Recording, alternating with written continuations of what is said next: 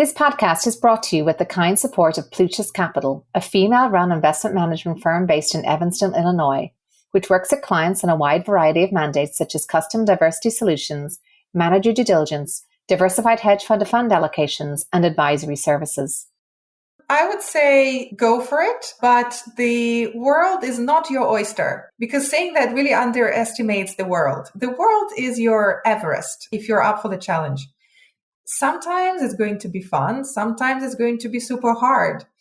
But somewhere up there, there is a summit that you may never have even dreamed of reaching. And it feels really good when you do. Our next guest is thriving as head of research at a hedge fund firm. Let's hear how her journey evolved and why she wants more women to think about this area for their next challenge.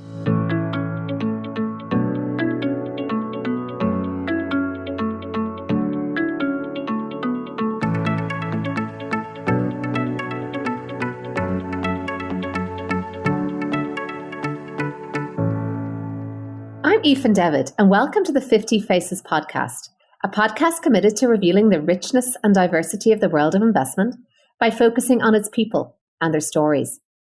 I'm joined today by Elina Kovaleva, who is head of research at Velox Capital Partners, an equity long-short market-neutral hedge fund firm based in London, a position she has held for 3 years. She previously held a number of research and analyst roles at investment banks and hedge funds. Welcome, Elina. Thanks for joining me today. Hi, Finn. Thank you very much for having me. Let's start by talking about your background. Where did you grow up and how did you come to enter the world of investing? I would have, loved to tell you a story of how I fell in love with stocks aged 8 and dreamed of Korean investing ever since. But honestly, aged 8, I fell in love with Leonardo DiCaprio, and my preferred career path at that point was becoming a princess, closely followed by being the president of Russia. So I grew up in Moscow in the 90s. And early 2000s, which was a fascinating period of history. I was a small child, but I still remember the tanks on the streets of Moscow in the early 90s, the long queues in the grocery stores to get anything. And then as the economy was opening up, I also remember the wind of change and how suddenly everything seemed exciting, new, and just possible. You could buy chocolate cereal and Barbies, and you could finally travel easily and see Paris, Rome, Florence. I think many people who grew up in Europe don't appreciate as much the privilege of having these phenomenal places so accessible to you. But anyway, so I moved to the UK when I was 16. I attended a boarding school. My family stayed behind in Russia, so I was the first one to move over here. I got a place at Cambridge University. I graduated in economics and management at the top of my year and started my career in the city. I started in mergers and acquisitions at JP Morgan, and then I moved over to Goldman Sachs to their trading floor. But when I really discovered my passion for investing was my first hedge fund job as a TMT analyst, where I moved to after Goldman Sachs. I had always thought that hedge funds are, in inverted commas, for boys.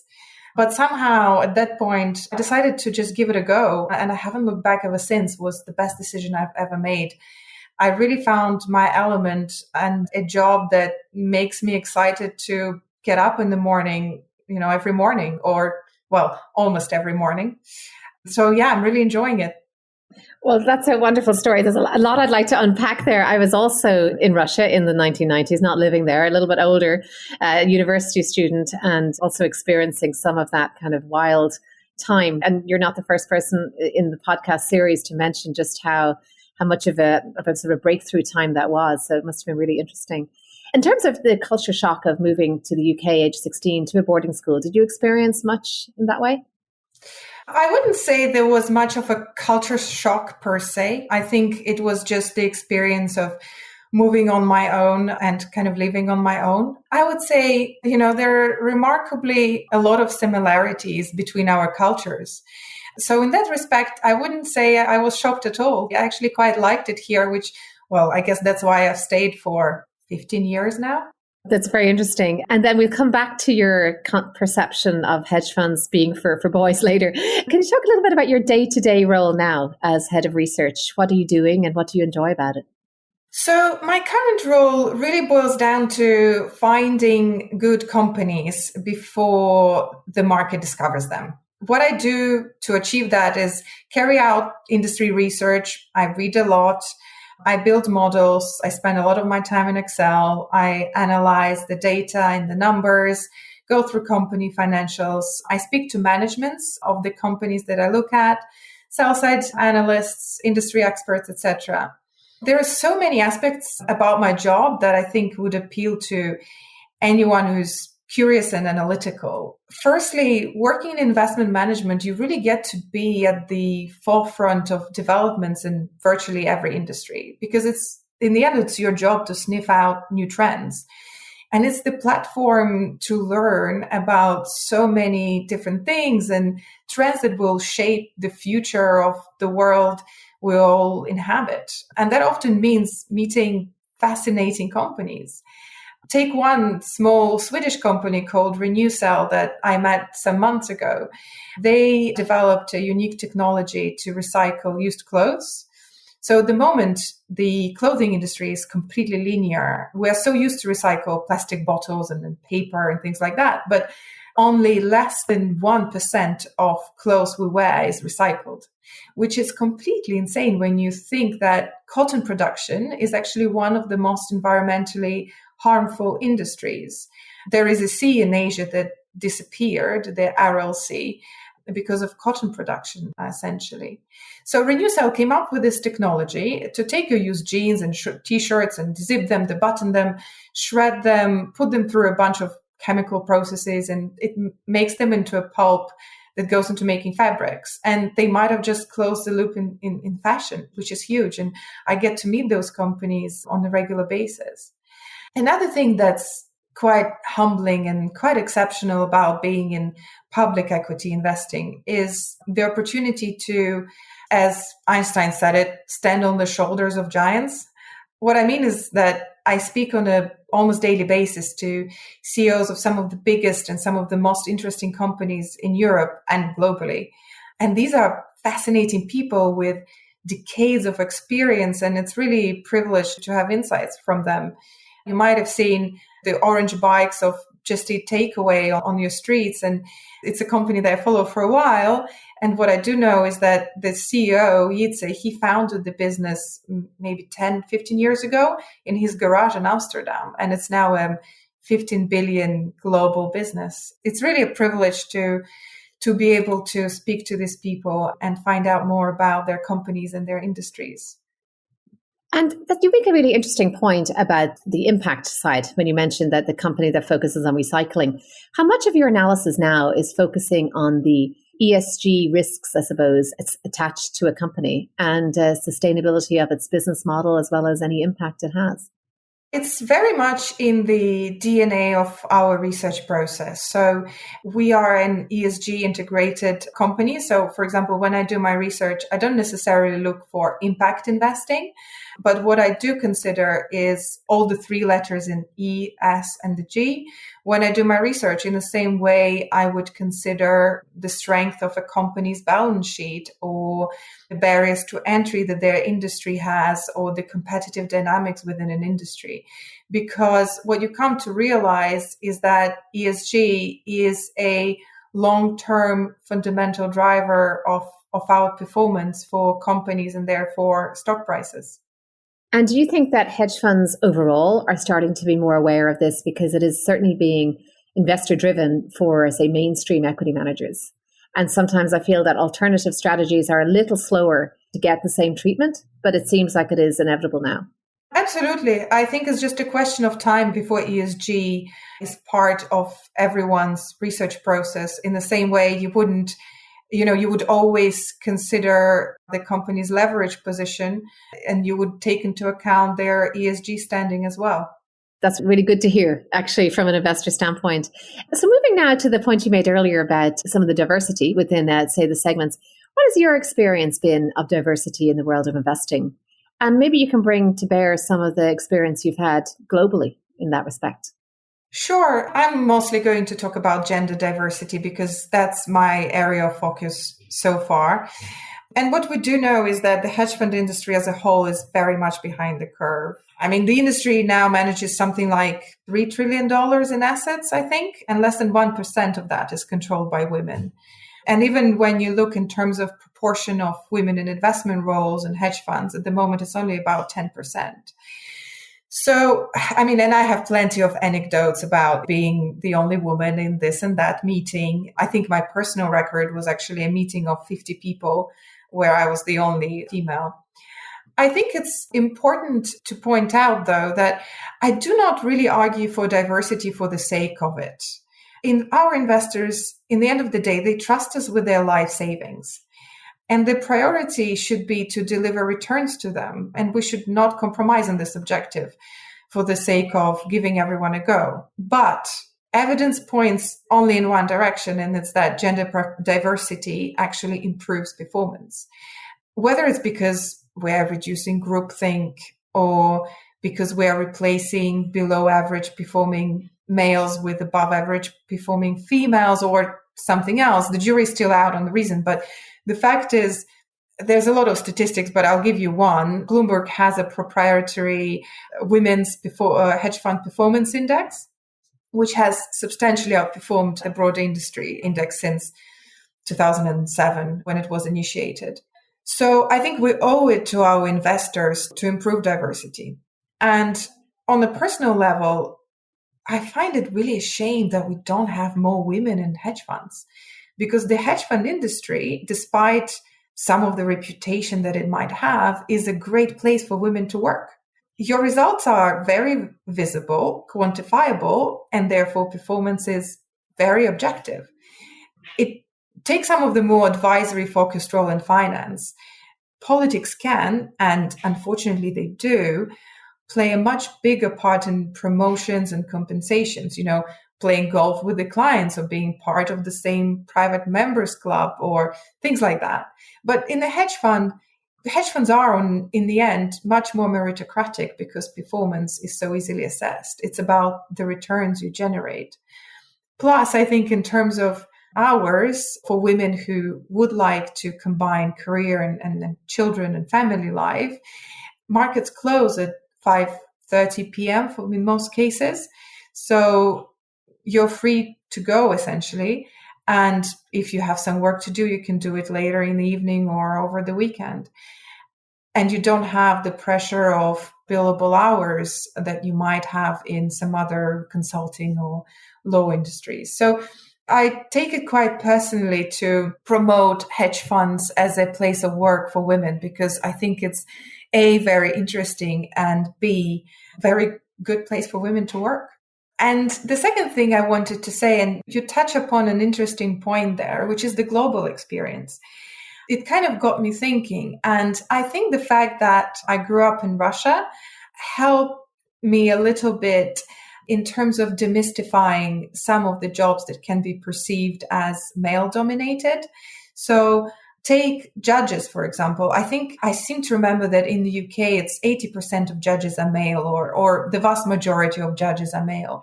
In Russia, it's actually the other way around. Judges is a very female dominated profession.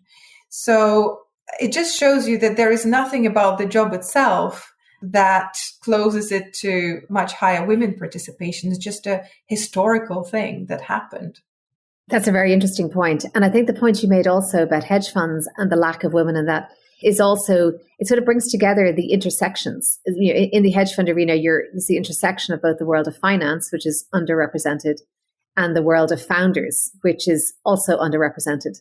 So I suppose when you bring those two intersecting areas together, then you have an even more underrepresented situation for women. And you make it another interesting point, which is that it shouldn't be that way because actually was a fellow Russian person who made this comment with respect to biotech, that in the smaller entrepreneurial sectors, there's a much flatter structure. And as you said, more meritocratic. Hopefully, with the advances you're making and the efforts you're making, you will raise the profile of this industry. Because I think that's the other point, is that the lack of role models, that the lack of senior women doing what you're doing and what portfolio managers have been doing in the hedge fund arena for some time that is an issue because people are not seeing themselves in these roles. Absolutely.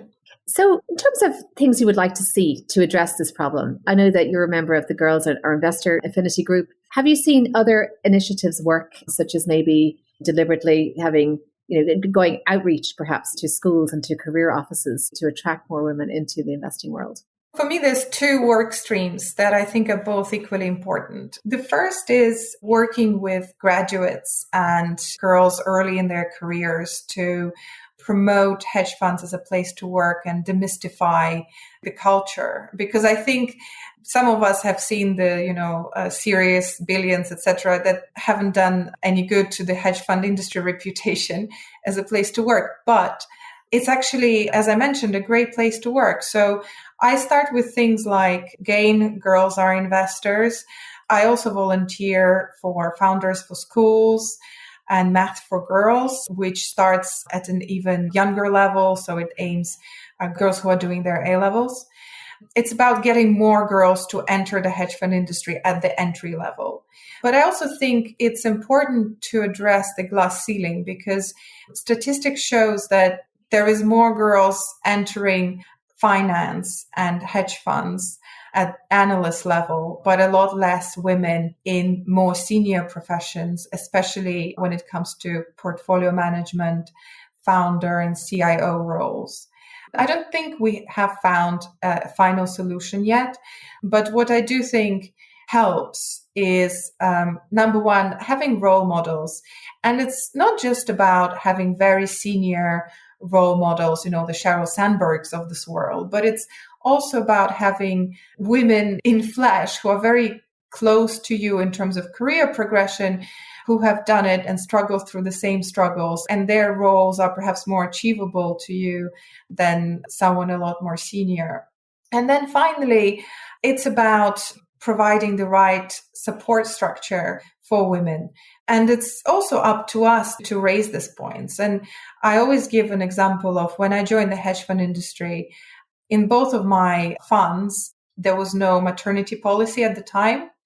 With the fund that I work for now at Velox Capital Partners, I actually raised that point and they've addressed it. And I think for an employer to create a culture where this kind of feedback can come from women and where it's acted upon, it's really a great thing and something that we should all aspire to create. Well, again, thank you for paving the way for the women that will come after you. Those are important changes, and sometimes they just probably haven't got around to putting them in place, but they need someone to actually initiate it. I'm just getting back to your personal story now. Were there any key people along your journey or in your personal life who really influenced you and your career? I think probably my parents to start with. They taught me really to aim for the stars and work very, very hard to get there. My parents worked a lot in their 20s and their 30s and even now. And I do think that putting the effort and the hours in early in your career builds the foundation and really sets the trajectory of where you want to go afterwards. I have a job that I love now because when I was 25, I was working very, very long hours in banking. And sometimes I was doing pretty tedious tasks. And I'm grateful to my family that they gave me the motivation and resilience to bite the bullet and just keep at it. And I also think it's important to give children the confidence. When I was a child, I wanted to be the president of Russia. And my parents said, go for it. That's a good idea. And that's what they said to any of my perhaps sometimes crazy ideas, whether it was to learn French or apply to Cambridge or join an investment bank in London. Now, when I see my 3-year-old growing up and he wants to do a puzzle for 80 or plus, I never tell him you're too small. I always let him have a go. And, if we don't believe in our children, and then how do we expect them to believe in themselves? The second thing I would say is my husband, Alessandro, has had a huge impact on me as well. He also works in the hedge fund industry. And he is someone who always does not only what is required of him, but what he's capable of doing. And whether that's building a company model or preparing for a management meeting or making dinner or I don't know, painting a wall in our flat. He always puts in a 10 out of 10 effort, not because there's someone keeping score, but just because he can. And I think that's what really sets you apart from the crowd when you can do that. Similar to the advice I give my children, which is always to dig deeper, because we usually can. We can usually dig quite deep, besides just the bare minimum required. Was there any key piece of advice that you received, or any creed or motto that you live by, and a Russian proverb maybe, or just something that you use to guide you? Not a Russian proverb, but it's actually an advice I've heard that relates to playing chess. And it's be pessimistic about each move, but optimistic about your ability. And I apply it to work and to life, because being skeptical of your next move, whether that's a trade that I'm about to put on, an investment that I'm about to make, or an exam that I'm about to take, being skeptical about it means that you prepare extra hard for it. It means that you revise more for each exam because you assume you'd get questions that you're least familiar with. It means you analyze each trade from many different angles because you assume there's always something you're missing. And the part about being optimistic about your ability is important, because you're skeptical, not because you don't believe in your talent, but because you know that you need to be prepared.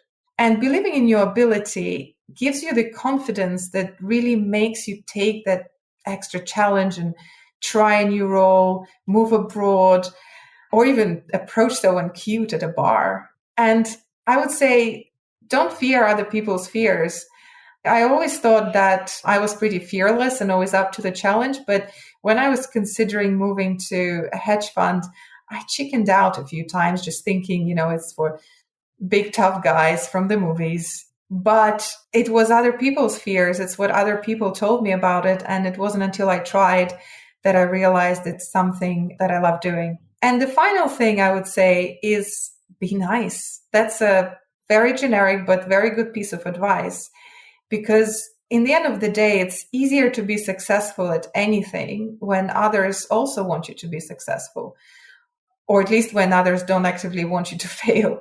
So help your peers, help people below you, help people above you, because being in a position to help anyone is a privilege that I think we should use as much as possible. Those are some great pieces of advice. I just wanted to follow up on the be nice part, because I do think that's certainly being a kindness and grace and being likable. How do you combine that with the need to be firm and to, I suppose, have kind of a limit as to what? Because at the end of the day, finance can be a tough business, and also so can the world of hedge funds. Absolutely. Look, I think it's a great question, because being nice doesn't mean that you have to tolerate or even worse, encourage incompetence. Being nice is about being fair. It's about helping someone when you don't have to, but it's also about giving that piece of feedback that maybe can help someone improve or learn, rather than just glossing over it and saying it's a great job. It's a fine balance to strike, because we want to motivate, and it's always hard to take negative feedback even when it's constructive. And I'm certainly guilty of taking feedback personally sometimes, but that's the only way to learn. And I think separating your maybe failures is a strong word, but separating your failures from your personality is what helps take on that constructive feedback. Because in the end of the day, failure is something that you do. It's not something that you are. And in delivering feedback, sometimes it's important to disentangle those things and make sure that it's something that you did that was wrong, not something with the person that you are. I love that distinction. But those are some fantastic pieces of advice. Now, looking back to your younger self, is there any one thing that you would tell your younger self based on what you know now?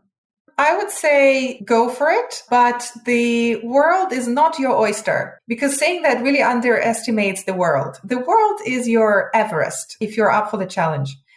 Sometimes it's going to be fun. Sometimes it's going to be super hard. But somewhere up there, there is a summit that you may never have even dreamed of reaching. And it feels really good when you do. Well, that is a wonderful way to bring this to an end. Well, thank you for going for it and for reaching out to me, Elina, because if you hadn't done that, we would never have had this wonderful example of a woman thriving in finance and loving it, and with a lot of very balanced and insightful pieces of wisdom to share with us and with hopefully the next generation of investment professionals, including hopefully some hedge fund managers. So thank you very much for coming here and for sharing your insights with us. It's been a pleasure. Thank you very much for having me. I'm Aoife David. Thank you for listening to the 50 Faces podcast. If you liked what you heard and would like to tune in to hear more inspiring investors and their personal journeys, please subscribe on Apple Podcasts or wherever you get your podcasts. This podcast is for informational purposes only and should not be construed as investment advice, and all views are personal and should not be attributed to the organisations and affiliations of the host or any guest.